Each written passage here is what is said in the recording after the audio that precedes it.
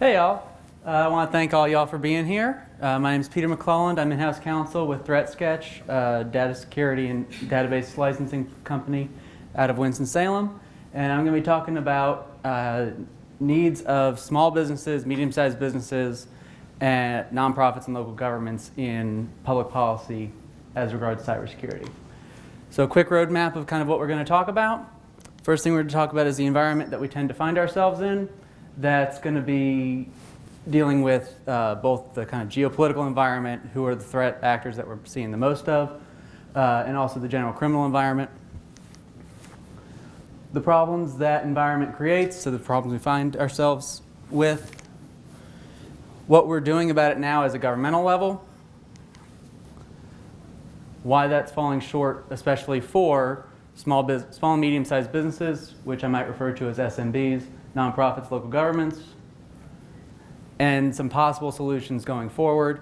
I've noticed that at a lot of these types of events that we have the optimism and cheer that is typically associated with information security professionals. And so trying to talk a little bit about solutions and positive steps going forward, that'll be at the end. So first thing we find ourselves in, obviously this is going to be somewhat related to current events. But there are macro trends that are going to be more objective, and that's what I'm primarily going to be focused on rather than the day-to-day of any particular political issue. And the general macro trend is that the rules-based order / the liberal order, if you are kind of following the news on the international side, seems to be breaking down. It's the order that we imposed after World War II. That basically said, we will patrol the oceans, you can base your economies on being able to go anywhere, get a raw commodity, manufacture, and export. We did that to defeat the Soviet Union. Ultimately, we became more dependent on oil. You may have noticed there's no more Soviet Union, and because of technology advances, we don't need the oil from abroad. And that has led to significant public reaction, public resentment, the hostility towards being the policeman of the world. The result is that America, on the international stage as a macro trend, is pulling back somewhat, and that has very distinct implications for cybersecurity policy and how it will affect our smallest actors in the United States. So, from an international perspective, the US pulling back has major negative consequences for Russia.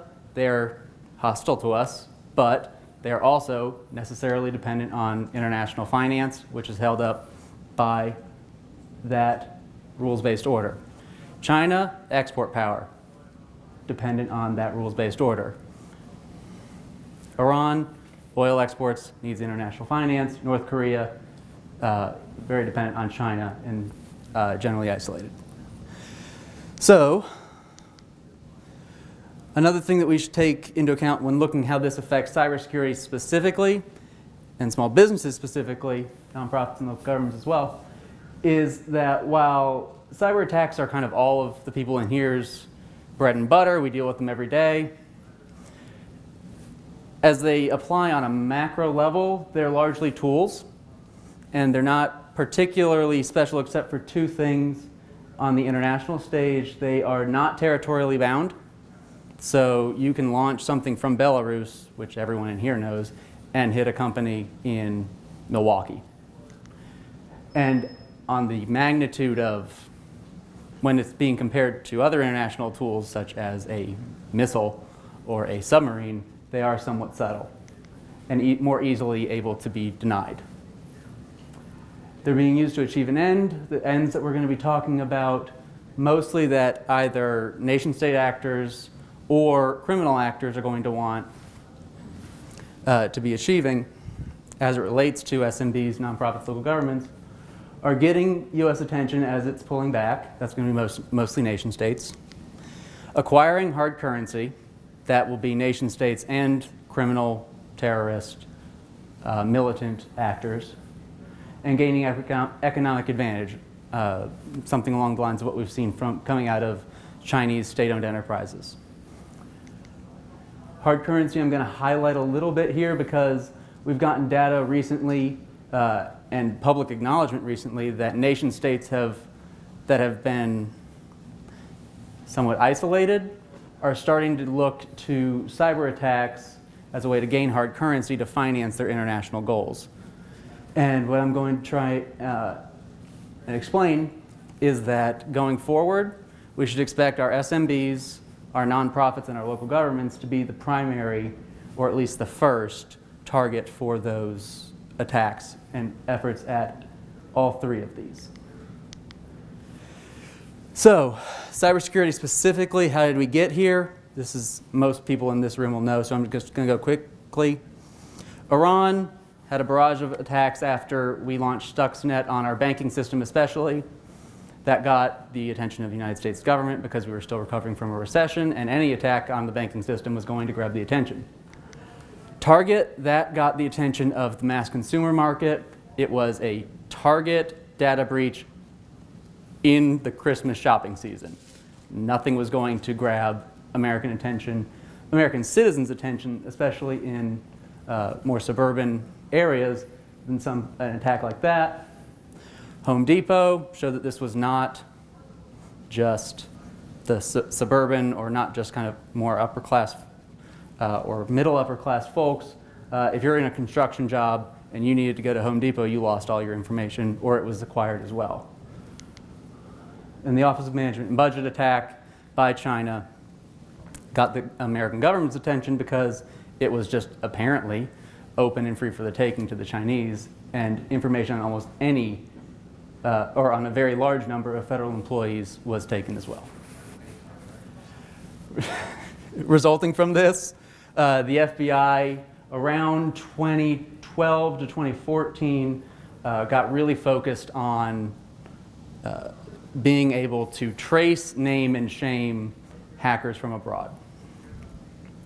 So being able to identify who it was, name them, get a grand jury indictment, and have that be released publicly so that they can then use Interpol if they ever leave their home country or something to those effects. We also, in 2014, got the NIST cybersecurity framework, which was a first attempt, and it's been revised and improved, at trying to get government resources to give a framework and a general idea of how to align companies that might be smaller, companies that might not have dedicated IT or security staff, how they can try and align themselves to be more secure. So, what problems do we see? Well, they're not territorially bound. So even if the United States is pulling back, that might say, and I would argue it will say, that if you want to get U.S. attention, cyber is a great way to do it.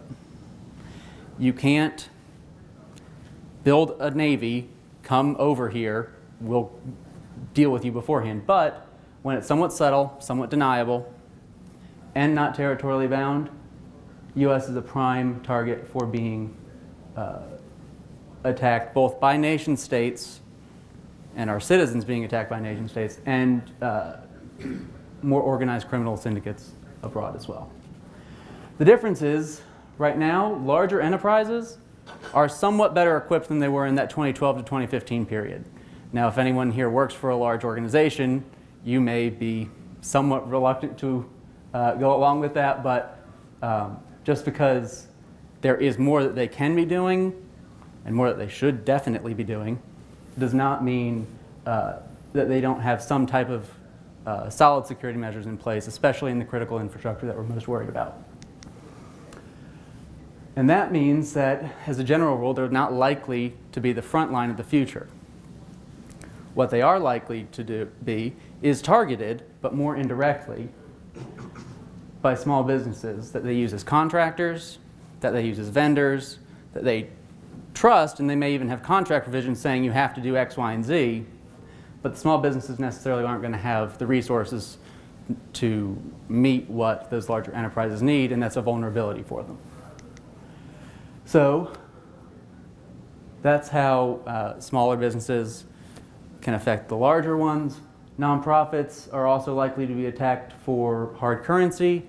We'll talk a little bit more about this later because many people hear nonprofit, they think not much money there. That is very much not the case, at least in the United States. And local governments, if you've gone to a good number of the same talks today that I've been going to, you've heard all of the local government attacks that have taken place. Specifically, ransomware is the preferred target, but they are being attacked for hard currency, and also because higher elected officials tend to listen when their lower local representatives have a problem. So it's a great way to gain attention as well.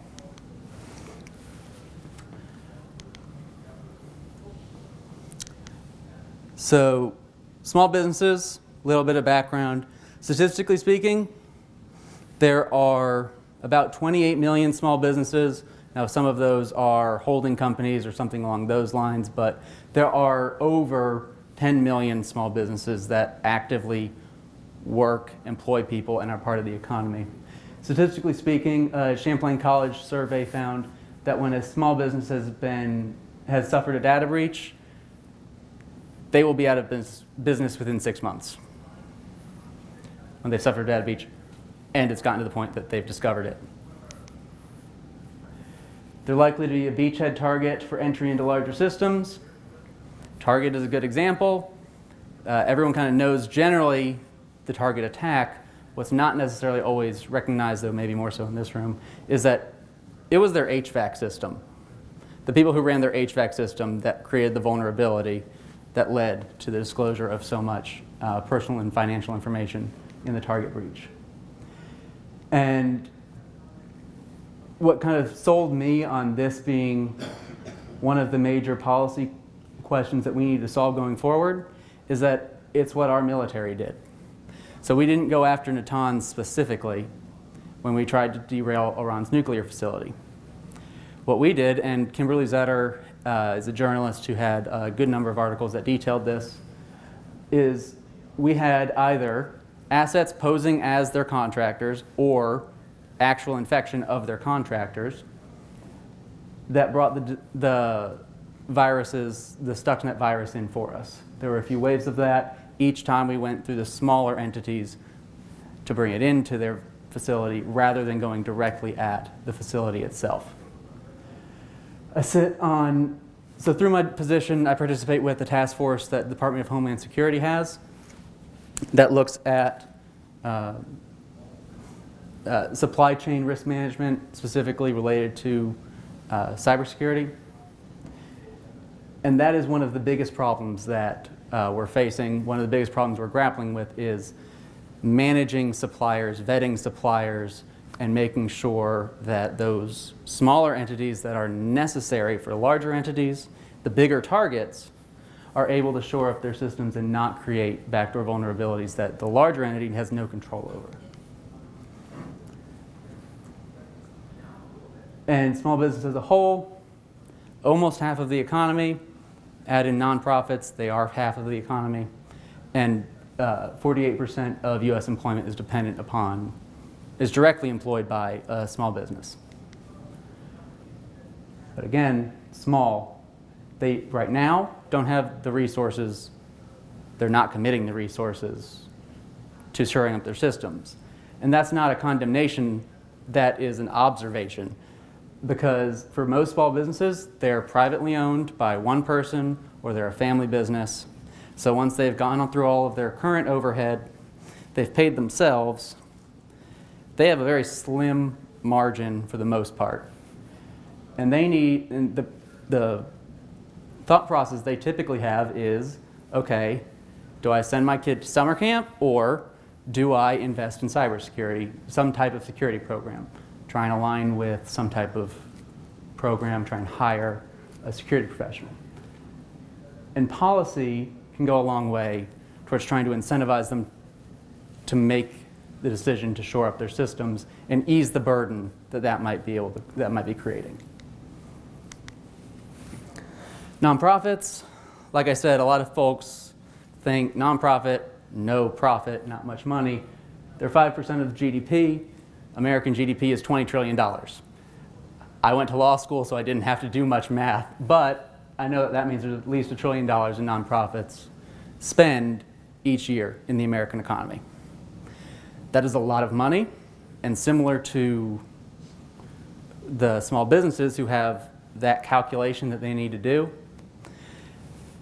When I've talked to some nonprofits that have been trying to decide, how do we invest? Do we invest? Do we push this off another year? A lot of them think, okay, do I feed 100 people or do I do X?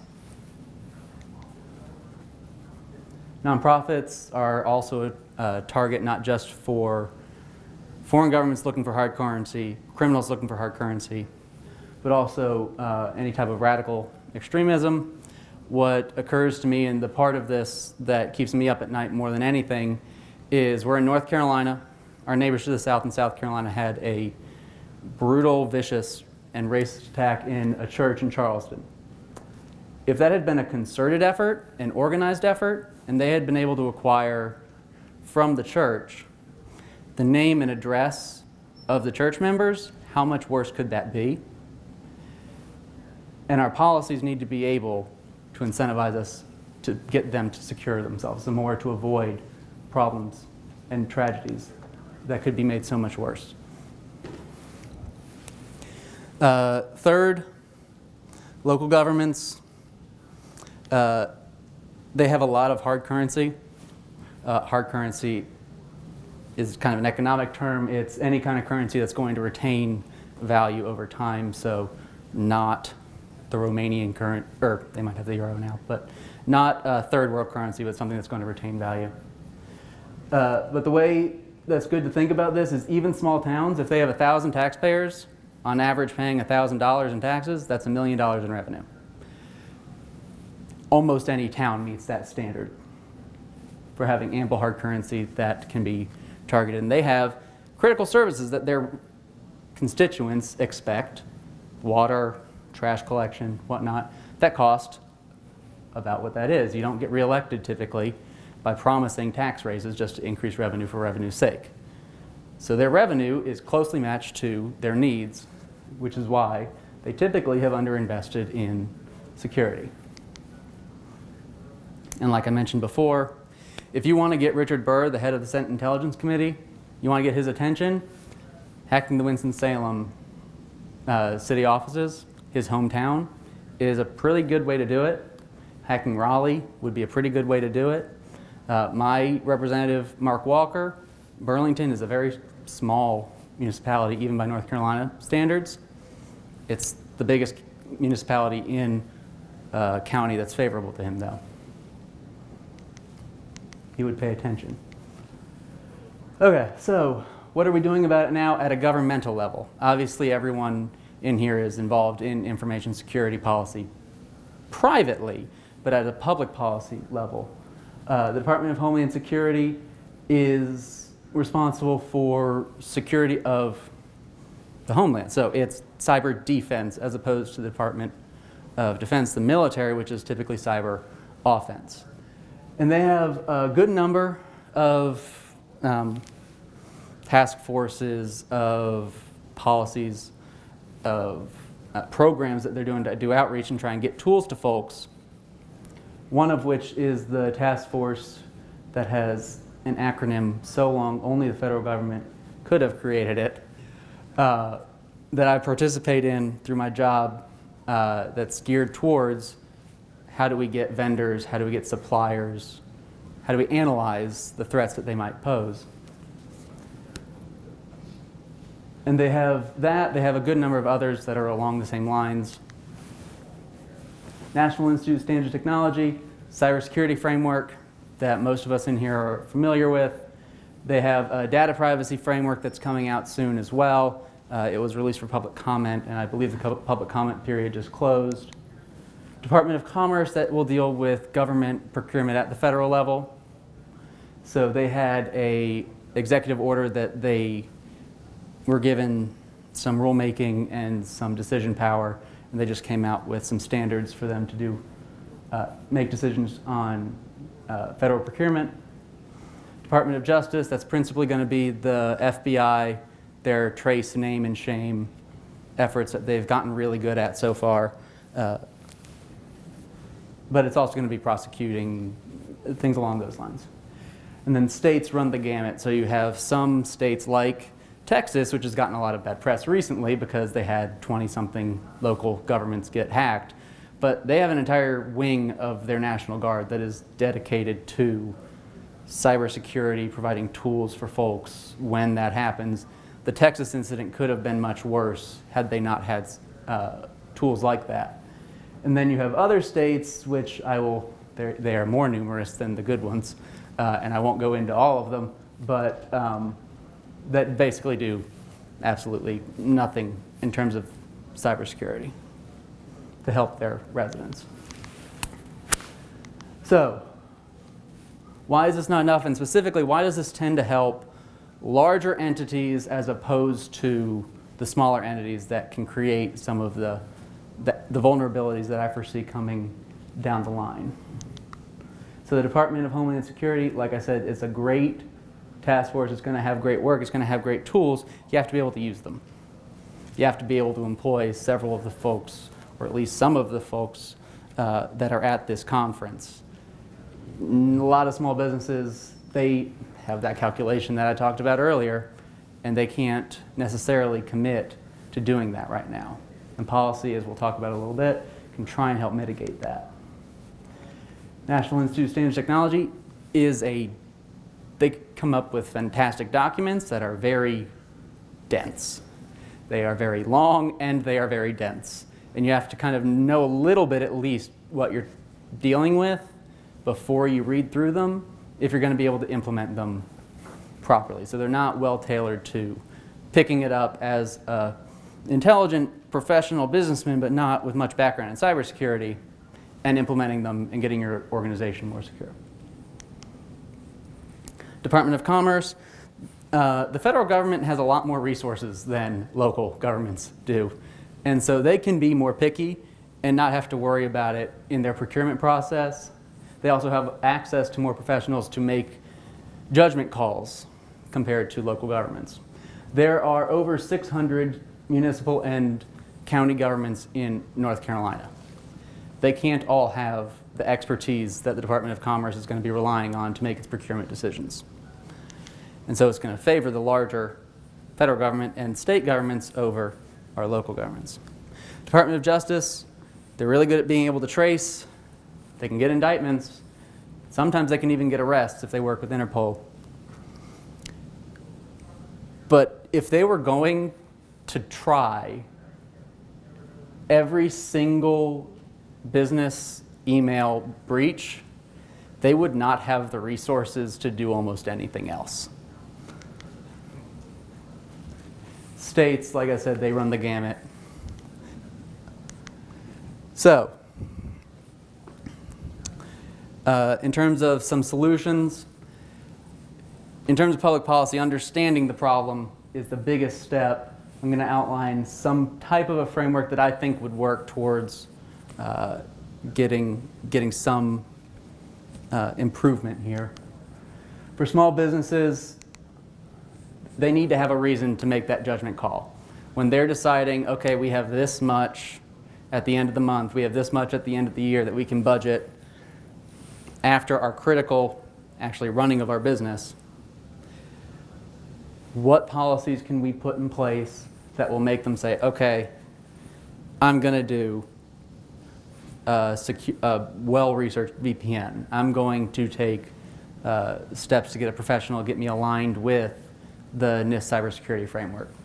How do we get them to make that decision more often? Policy typically deals with both benefits you can get and punishments you can have.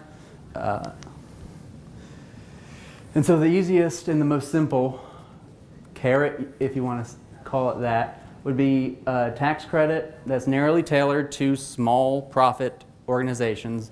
Large organizations should not be able to use this to further reduce any of their tax burden. But small margin, small profit organizations should be able to use tax credits that can then flow through, if they're a flow-through entity, to their owners that are narrowly tailored to getting them aligned to frameworks that we know will reduce risk, or investing in professionals who can help them reduce their cybersecurity risk. In terms of penalties, in North Carolina, this is where I'm going to kind of have my hometown bias. We have an unfair and deceptive trade practices statute that imposes steep penalties for unfair trade practices. If we added unreasonable cybersecurity practices, unreasonable data security to that statute, it would impose those penalties for poor data management, poor security. And that would make some difference, like our second keynote speaker talked about. Just saying we're going to rack up penalties isn't going to solve the problem itself. Combining the two can make difference at the margins, though.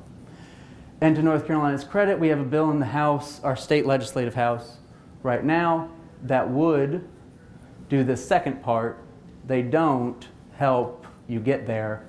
They also don't add any clarity. So Ohio, for example, had a law similar to the second part, but they included in it, if you align with, and it listed the new cybersecurity framework, the HIPAA framework, all of these different frameworks we know reduce your risk, and said if you're aligned with those, you are presumptively reasonable, so that you can make sure that you're not likely to face any type of liability if you're doing what you should be doing. Nonprofits and local governments,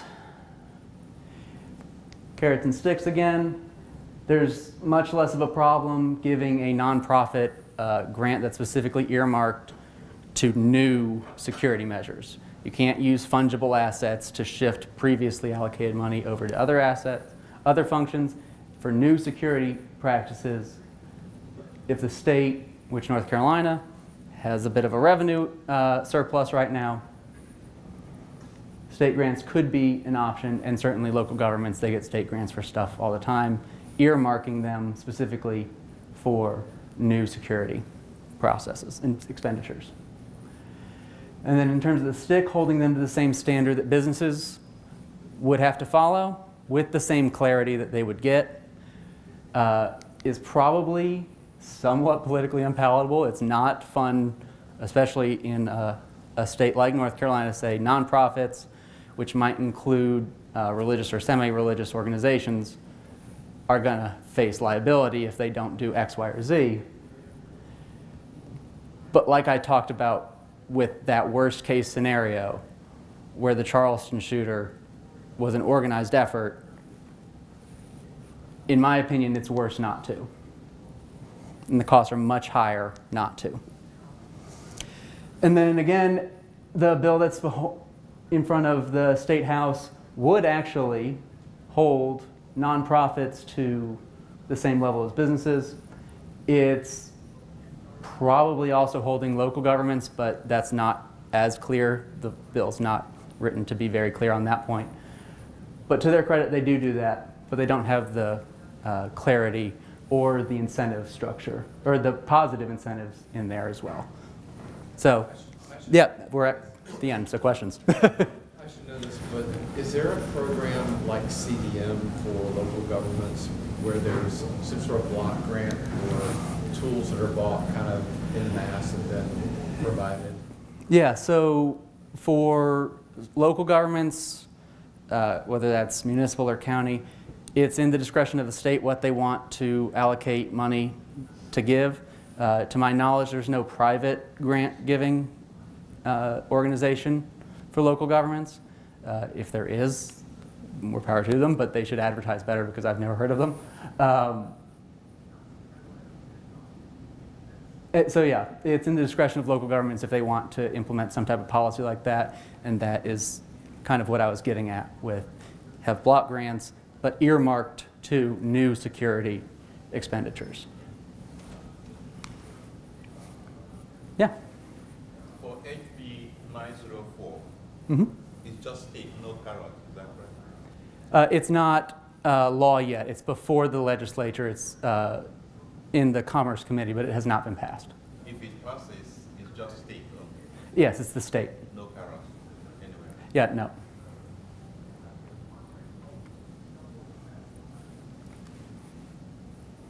Do you know the timeline for that? For your book? If they pass it, it would be effective upon its being passed. Whether or not they pass it, a lot of people seem to be in favor of it, but it doesn't seem to be a priority, so it's a coin flip, I think, whether or not it moves forward. Is there any state that has similar law?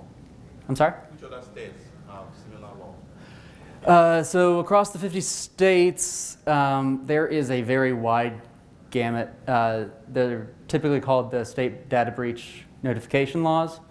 They don't, a minority of them require reasonable security practices. A majority of them only talk about when you need to notify. North Carolina is in the majority right now. If HB 904 passes, then they would be in the minority of requiring reasonable efforts in cybersecurity.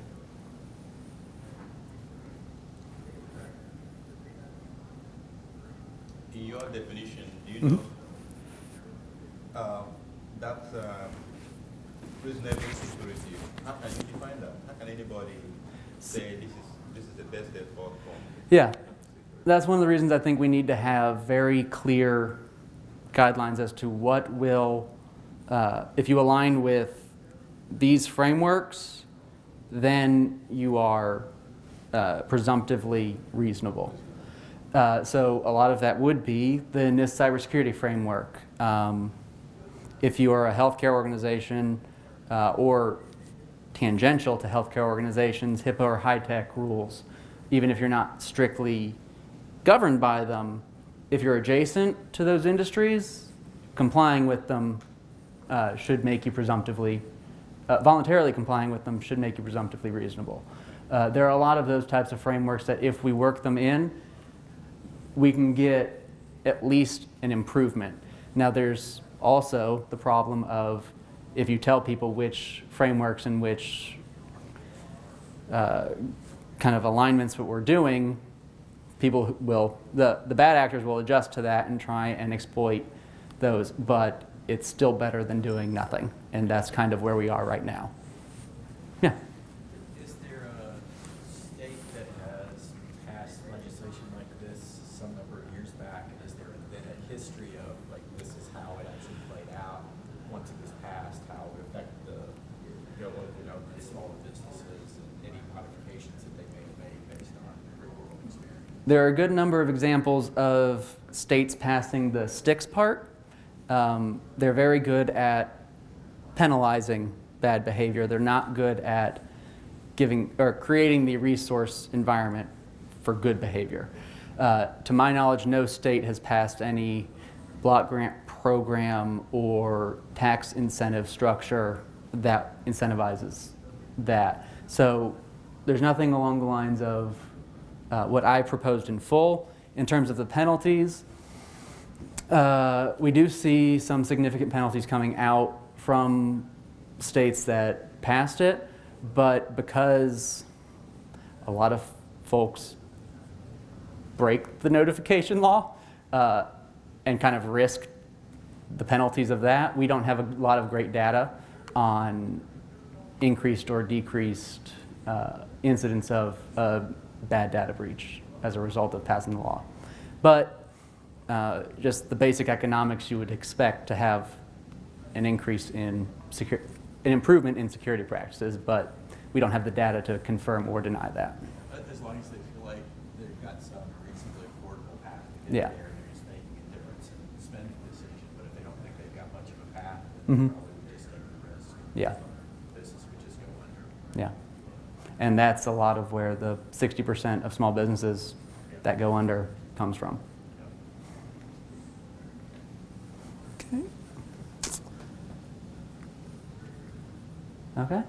Well, that's all I have. That's all my information. You're welcome to get it. I put my phone number up there, but I would like to emphasize, if I don't know your number, you're welcome to leave a voicemail. Thank you. Have a great one.